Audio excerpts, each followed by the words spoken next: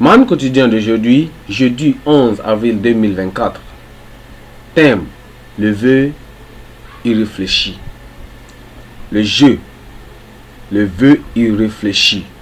Juge chapitre 11. Juge chapitre 11, nous allons partir du verset 29.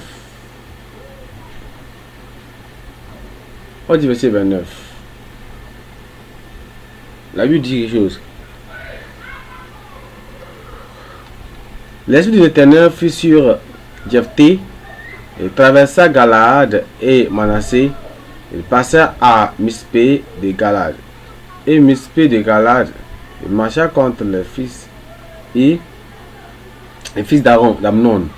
Jephthé fit un vœu à l'Éternel et dit: si tu livres entre mes mains les fils d'Amnon, quiconque sortira des portes de ma maison au-devant de moi, à mon heureux retour chez moi, chez vous, les portes d'Amnon seront consacrées à l'Éternel et j'offrirai en holocauste. Jephthé marcha contre les fils d'Ammon et l'Éternel livra entre ses mains. Il les fit éprouver une très grande défaite depuis Aroé jusqu'à Ivel-Ménite, espace qui renferma 20 000, jusqu'à Abel-Kéramine. Et les fils d'Ammon furent humiliés devant les enfants d'Israël. Jephthé retourna dans sa maison à Mizpa, et voici sa fille sortie au-devant de lui avec des tambourins et des danses. C'était son unique enfant, il n'avait point de fils et point d'autres filles. Dès qu'il la vit, il déchira ses vêtements et dit: ah, ma fille, tu me jettes dans l'abattement. Tu es au nombre de ceux qui me troublent. J'ai fait un vœu à l'Éternel et je ne puis pas le révoquer. Elle lui dit: mon père, si tu as fait un vœu à l'Éternel, traite-moi selon ce qui est sorti de ta bouche. Maintenant que l'Éternel t'a vengé de tes ennemis, des fils d'Ammon. Et elle dit à son père: que ceci me soit accordé. Laisse-moi libre pendant 2 mois. Je m'en irai, je descendrai dans les montagnes et je pleurerai ma virginité avec mes compagnons. Il répondit: va, et la laisse. Et il la laissa libre pour eux 2 mois. Elle s'en alla avec ses compagnons et elle pleura sa virginité sur les montagnes. Au bout de 2 mois, elle revint vers son père et il accomplit sur elle le vœu qu'il avait fait. Elle n'avait point connu d'homme. Dès lors s'établit en Israël la coutume que tous les ans des filles d'Israël s'en vont célébrer la fille de Jephthé, la Galadite, 4 jours par année. Gloire à Dieu. Je dis gloire à Dieu. Notre texte ici, le verset clé, c'est le verset 31 et 32 qui dit quelque chose. Il dit quoi? Le texte dit: quiconque sortira des portes de ma maison au-devant de moi, à mon heureux retour chez moi, des fils d'Ammon seront consacrés à l'Éternel et je l'offrirai en holocauste. Gloire à Dieu. Alors que ce riche magma du pétrole était allongé sur son lit de mort, son pasteur lui parla du pouvoir de guérison de Dieu. Il s'exclama: pasteur, si Dieu me guérit, je donnerai $1 million à l'église. Miraculeusement, l'homme revint à la vie et quelques semaines plus tard, il était sorti de l'hôpital. Un jour, plusieurs mois plus tard, le pasteur et lui discutent sur le trottoir devant une quincaillerie. Vous savez, dit le pasteur, lorsque vous étiez mourant à l'hôpital, vous avez promis de donner à l'église $1 million si vous guérissez. Nous ne l'avons pas encore reçu. Ai-je dit cela? Demande le magma, ou bien le mania. Je suppose que cela montre à quel point j'étais vraiment malade.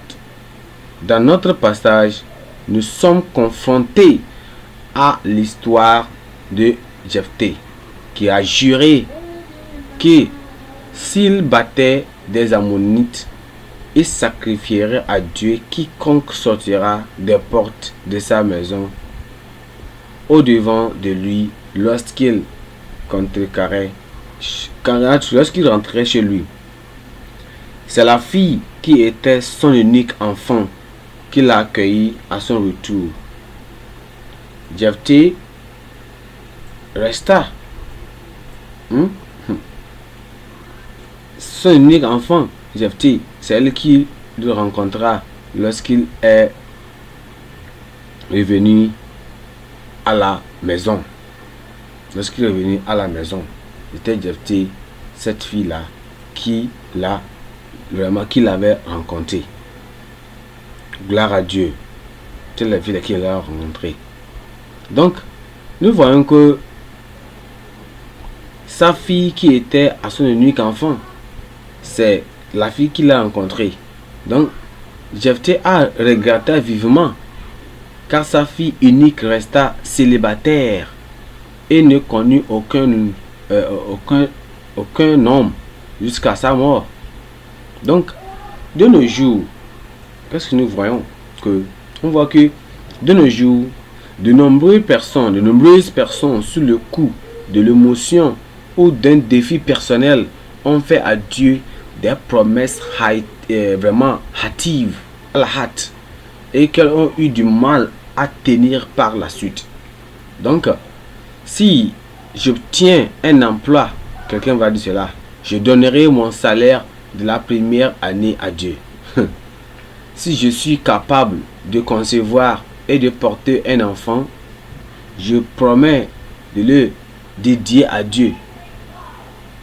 Une autre promesse, si je chape à cette turbulence ou si je suis guéri de cette maladie, je servirai Dieu pour le reste de ma vie, etc.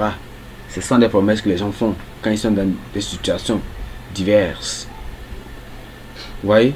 Mais les gens font lorsqu'ils sont confrontés à des défis. Cependant, une fois qu'ils ont obtenu ce qu'ils voulaient, ils oublient immédiatement ou même cumulent les excuses pour expliquer pourquoi ils n'ont pas pu tenir leurs promesses. Donc, il est aussi vraiment instructif de noter que bien que le vœu ait été difficile pour Jephthé, en tant qu'homme intègre, il a consacré sa fille au Seigneur et n'a donc pas pu obtenir de petits enfants, bien de petits-fils ou de petits-enfants, par son intermédiaire, car la fille est restée célibataire jusqu'à sa mort. Donc, Dieu n'est pas satisfait de nous. Dieu n'est pas satisfait de nous si nous faisons des promesses et que nous ne les tenons pas. Dieu n'est pas content de cela. Nous ne devons pas faire des vœux que nous ne pouvons pas tenir. Selon Deutéronome chapitre 23, le verset 21. Et même Ecclésiaste chapitre 5, le verset 4.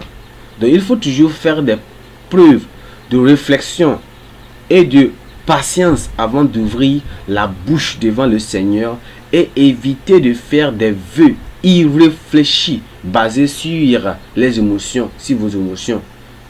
Alors vous faites et vous ouvrez la bouche, vous ne prononcez que ce soit, sans savoir si vraiment vous pourrez vraiment le faire ou tenir ces choses-là. Que le Seigneur nous aide à faire des promesses sages au nom de Jésus-Christ. Pensée du jour. Évitez de faire des vœux que vous ne pourrez pas tenir. Évitez de faire des vœux que vous ne pourrez pas tenir. Évitez de faire des vœux que vous ne pourrez pas tenir. La Bible en un an. Psaume chapitre 68, Psaume chapitre 68 jusqu'au chapitre 71. Psaume chapitre 68 jusqu'au chapitre 71. Gloire à Dieu.